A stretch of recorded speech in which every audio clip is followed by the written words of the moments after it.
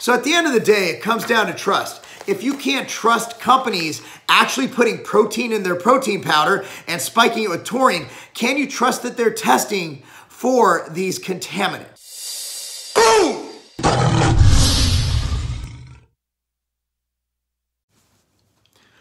Boom! What's up, everyone? Marc Lobliner, TigerFitness.com, CEO, MTS Nutrition. Your protein powder might kill you. Every time Consumer Reports does an article like this, a hit piece like this on the supplement industry, I get emails. Hey, what do you got to say about this? What do you got to say about that? What do you got to say about this? And while with our stringent guidelines and how we manufacture things, we always have things tested going in and going out. Bottom line is, we want to make sure everything's the utmost quality and we follow all NSF procedures.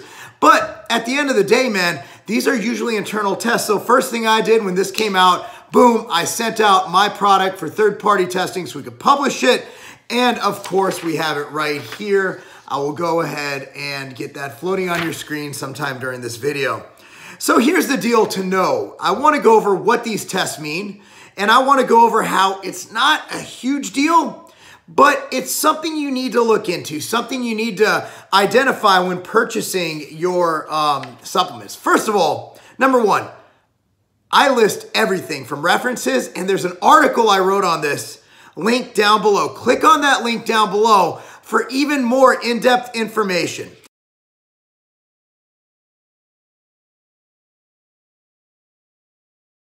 So, bottom line is, Consumer Reports needs to basically get people to read their shit. So they clickbait the hell out of articles. And an article that says lead in very insignificant amounts might be something you should look at. Doesn't pull as well as lead and arsenic found in top protein powders, you might die. That's number one thing you're gonna learn. Number two is that you need to look at transparent brands. Look, our industry has some black eyes. Number one, the amino spiking thing I brought to you guys. You guys remember the amino spiking videos? I had about 5 of them, and I was the first one to get it out there, and it destroyed a lot of companies that are still involved in lawsuits over the matter. So bottom line is lead. Now, lead is found in a lot of protein supplements. It's going to be found naturally in very, very, very insignificant micrograms, and or UG is another measurement for micrograms, amounts in a lot of protein supplements. Let me give you an example of what's found in food. Shrimp, for example, in 4 ounces of shrimp, you have 23 micrograms or UG of lead. Italian salad dressing has 12. Mixed nuts has 10. In comparison, if you were to test MTS whey, it's between 0, which is probably what it is, and 1. That's the margin of error. So put it to you this way. For a 4-ounce serving of shrimp, you have 24 times what would be found in the lab results I'm showing you on MTS whey, which is actually probably could be 0 to 1.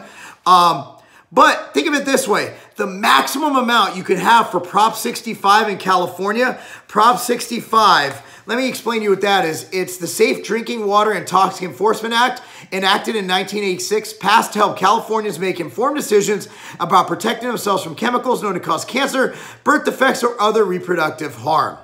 So bottom line is, eating shrimp would not be allowed based on California's Prop 65, even though it's found in nature, because it's well beyond the permissible limit. However, shrimp, being that it's a food, is not held to that.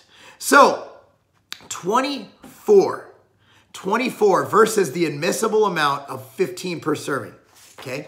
So lead, while it's not something you want to just eat a lot of, remember that even the most violating protein supplements aren't even close to that of shrimp. And you look at some other foods, you know, like I was saying, even liver, which is supposed to be healthy, right? It's disgusting, but it's healthy. 9 micrograms per 4 ounces. Interesting, huh? So there's lead. Another one we want to look at is arsenic. So for lack of better terms, arsenic is found in a buttload of foods. You know, it's found in a lot of foods. Bottom line is 10 micrograms, or UGs, is the limit per serving. What's found in super high concentrations? What foods it's found in super high concentrations? Rice and shellfish. Seeing a thing here, shellfish is high in a lot of things that you might not want too much of. Okay, this is something I learned by researching this.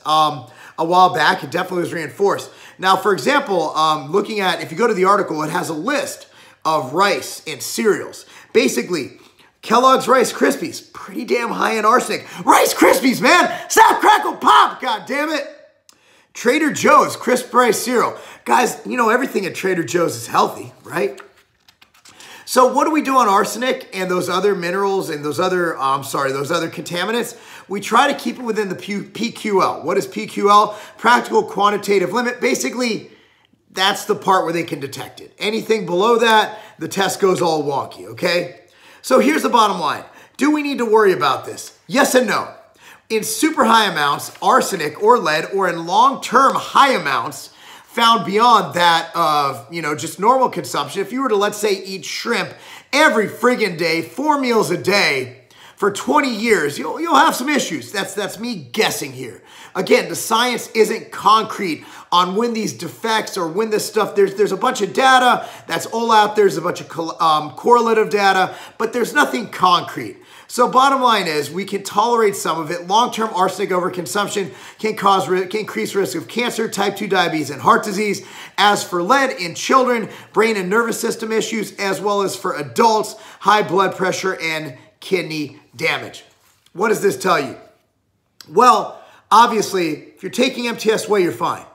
I provide the lab tests, and that's something to look at. Now, as we've seen with the issues with amino spiking and all that, you have to have a trust of your company, So I list out in that article some things that you should look at when buying a product. So ask yourself, does this company care about my goals? Am I more than just a number of this company? Does the owner or CEO actually use their own supplements? Can I talk directly to the people who run the company? And has this company shown its manufacturing? As you guys have seen, I have a ton of manufacturing videos on my products getting made, of them in the plant getting made.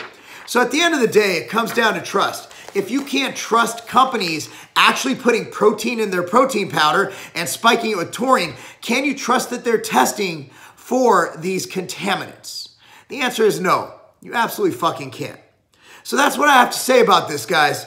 You know what? Make your own choices, but don't just look at price. There's a lot that goes into making supplements. And one thing is testing it for not only qualitative and quantitative, which most companies don't do anyway because they don't follow the testing guidelines, but also for things like, lead and arsenic.